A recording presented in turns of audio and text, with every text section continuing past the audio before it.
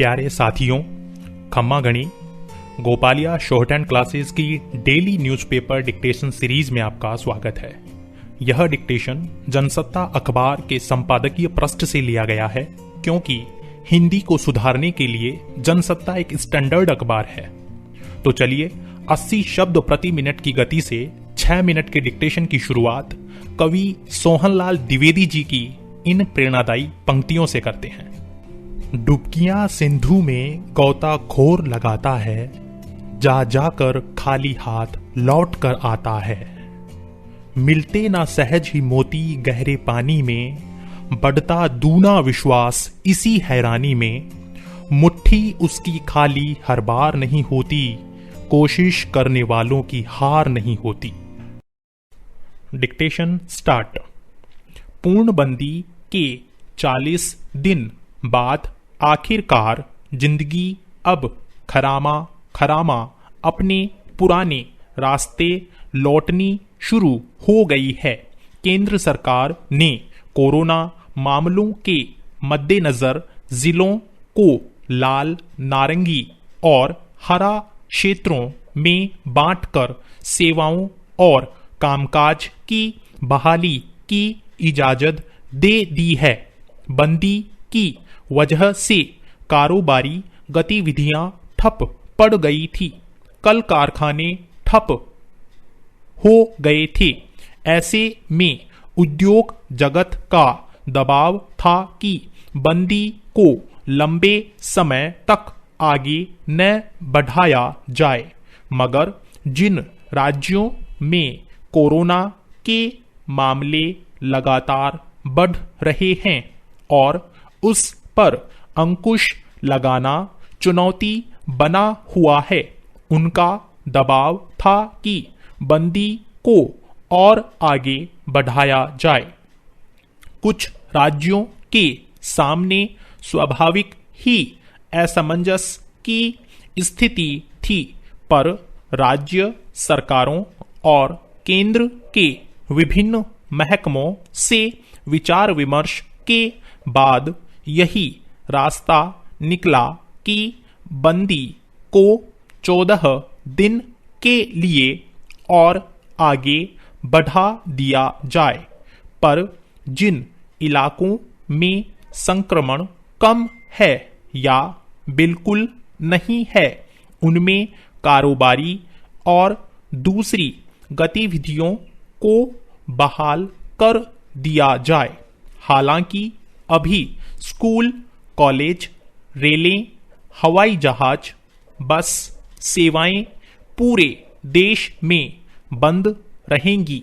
जहां तहां फंस गए और अपने घर लौटने के इच्छुक लोगों को सुरक्षा मानकों का पालन करते हुए लौटने की इजाजत जरूर दे दी गई है।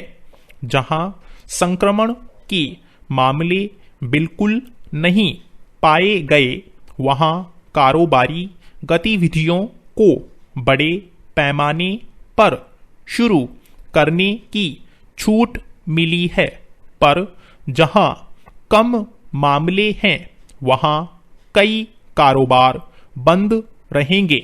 अधिक संक्रमण वाले इलाकों में सख्ती बरकरार रहेगी। पैरा।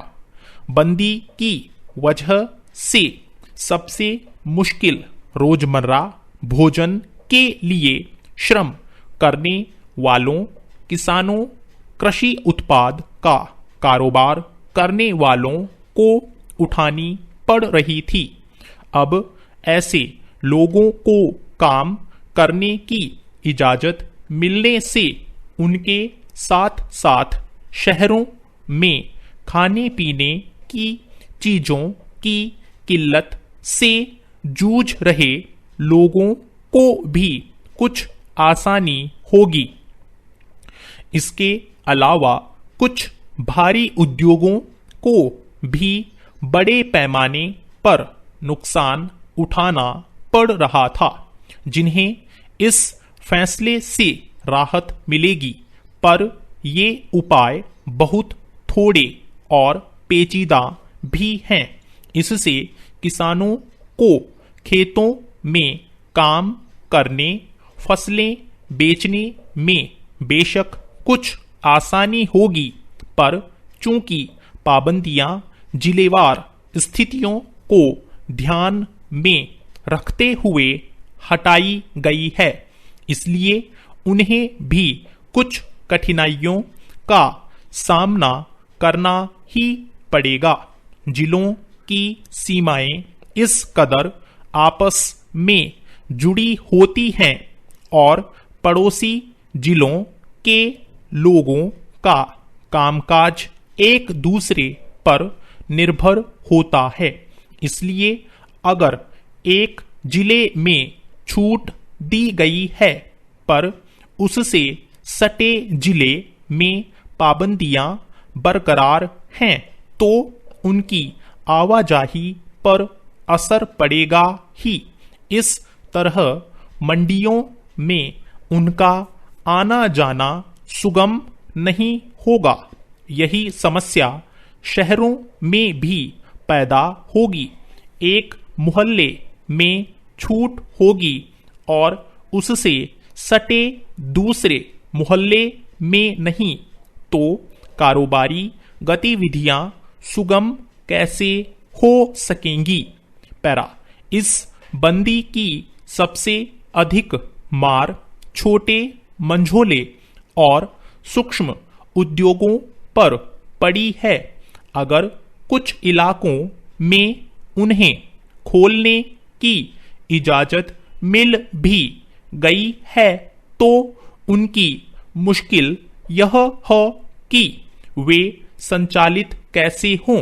उनमें काम करने वाले बहुत सारे मजदूर या तो अपने गांव लौट गए हैं या लौटने की सुविधा के इंतजार में हैं। उनके बिना इन उद्योगों का काम नहीं चल सकता। फिर सीमित दायरे में इजाजत मिलने से कच्चे माल वगैरह को लेकर भी परेशानियां बनी रहेंगी। इसलिए बंदी के पूरी तरह हटने का इंतजार ही एकमात्र रास्ता है। स्टॉप।